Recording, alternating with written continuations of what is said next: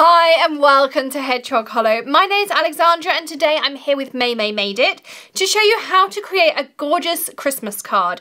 We're going to be creating a nativity scene using the resist technique and distress inks. I've lots of tips and techniques for you to make your card making successful as well. So let's get started.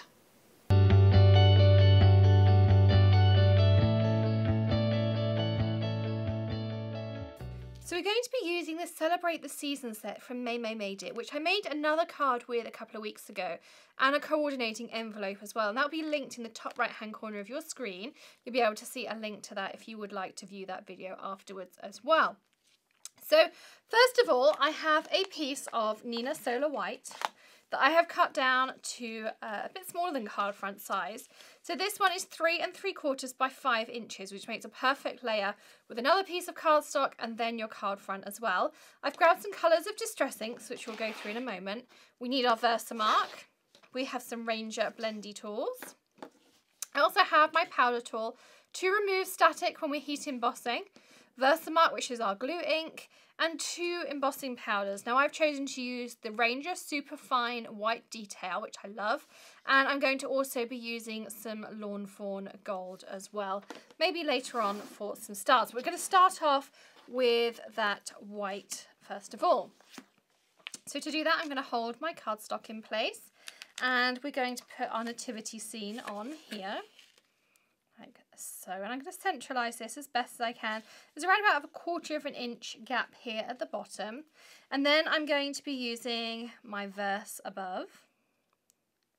Like so, and this area is going to be quite dark by the time we've finished, so we're going to start off like this, and we're going to pick up our cardstock.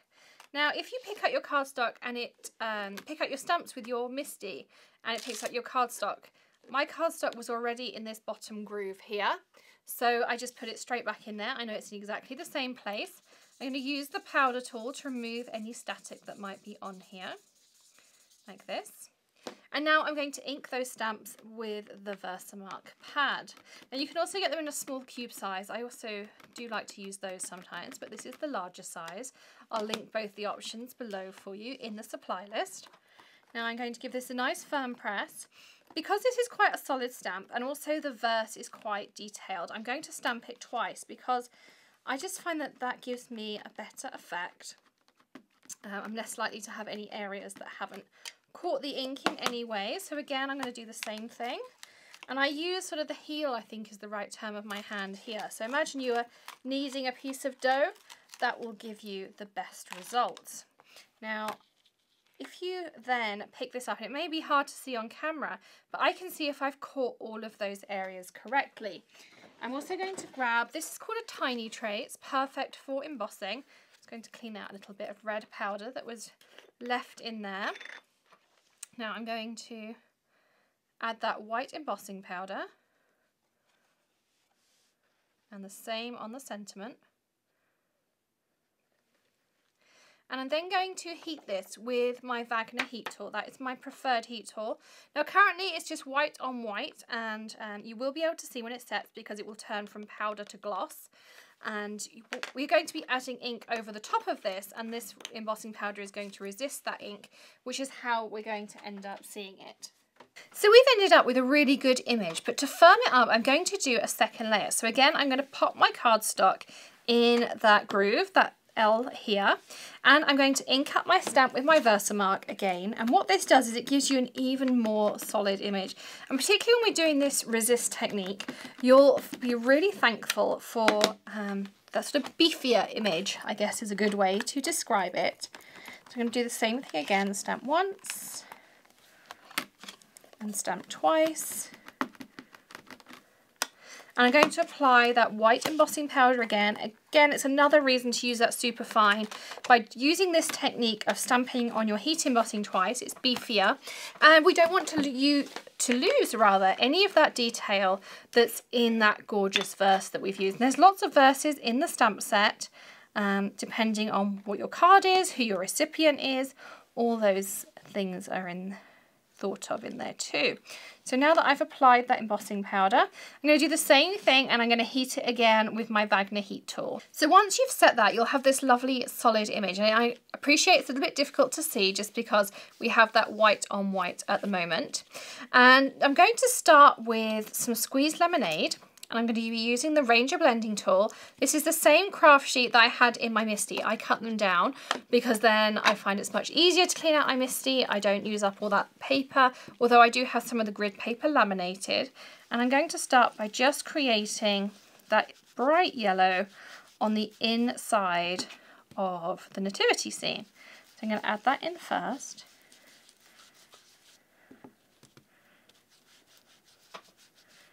Like so. Then I'm going to move on to mustard seed. So again, I'm going to pick it up on my tool and I fade out a little bit on here.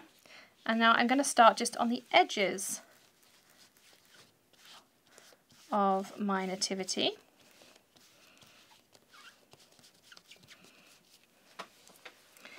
And now we're going to work into that fossilized amber, and I'm going to use one blendy for those two.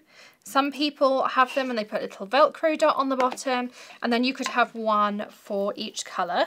I prefer to just do it in blending groups, and if I'm doing a video I tend to start a new one anyway. So I'm going to hold here and I'm just going to start bringing that into those edges there. I always start off really light. So you'll see that my colours, particularly the lighter colours, I'll give them a little bit more sort of real estate on the card than I will by the time it's finished. But it's much better to have it lighter than darker, because you can always add more of the dark onto the lighter areas, but you will struggle to add the light to any areas you've already made dark. I'm going to keep that on because that's a really nice transition colour. Then for the rusty hinge and the vintage photo, I have another blendy here. So I'm going to first of all start with that rusty hinge, and again we start on our sheet and then we start blending out here.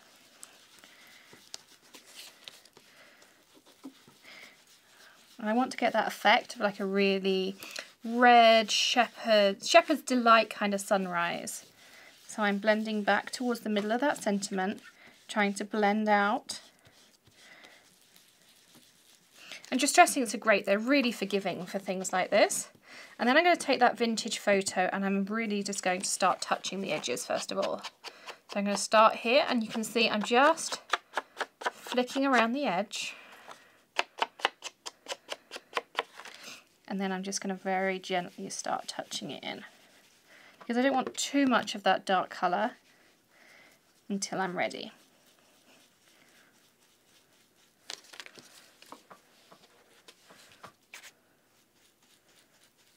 This gorgeous colour combination. You can see how rich and warm and things this is starting to become. I'm going to add a little bit down here on the sides. Not much though. I'm going to leave the bottom fairly light, I think. Just going to drag just a tiny bit through to give it some definition, but I really would like to try and keep those yellow tones down there at the bottom. I'm going to go back to that fossilized amber. As I said, it's a really nice transition colour, and I'm going to put more over that sentiment and just start kind of dragging that down towards the nativity. Inside that barn, I want it to be really those yellows and those bright colours, as though there's that illumination of light. I'm going to go back with the squeezed lemonade, as that's our lightest tone. Just blend out any lines that are in there.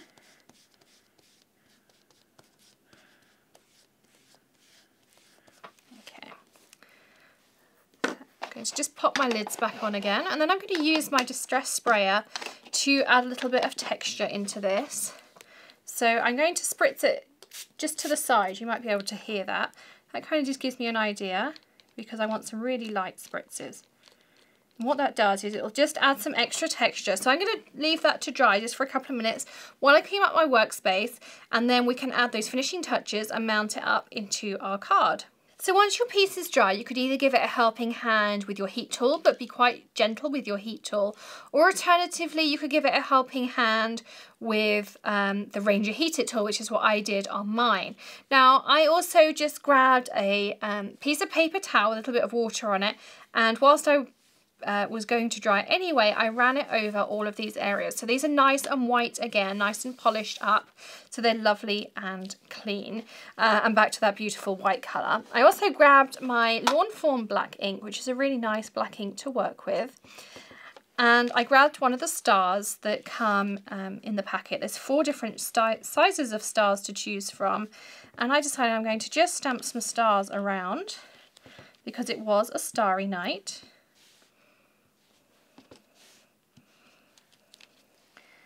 And I'm also going to grab the smaller one, which is in the middle here. So whenever I use photopolymer, I pop it down on my table if I'm using an acrylic block and pick it up. Then I know it's not going to be warped and it's not going to have moved around. All those kinds of things.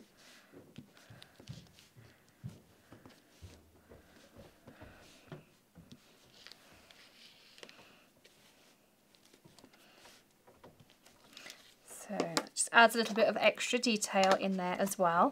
Now I have pre-cut a matting layer for this one. I cut down some craft cardstock here, and I already have my card base pre-cut as well. Half a piece Neenah Solar White cut in half lengthways. Plus we're going to be needing some tape, and I like the Tonic Funky Tape. You'll have seen me use that lots of times before. You'll see also how well the Neenah has taken that distress ink as well.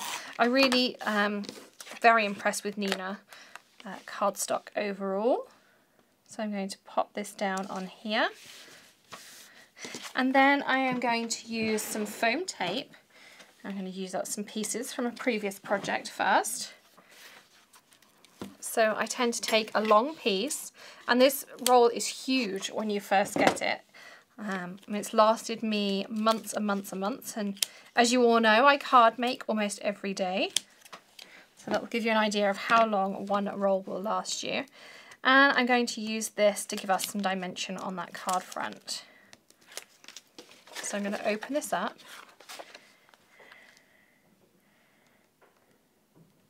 Pop that down. And there you can see our gorgeous Christmas card. Love how that says. It says, celebrate the seasons, joyous sounds and sights, and embrace the miracle of Jesus born that first Christmas night. So gorgeous card, love all those colours, love having the stars in the sky. So many elements, so simple, perfect for a beginner or maybe a quick and easy Christmas card. And of course all that water also adds some great dimension in there too.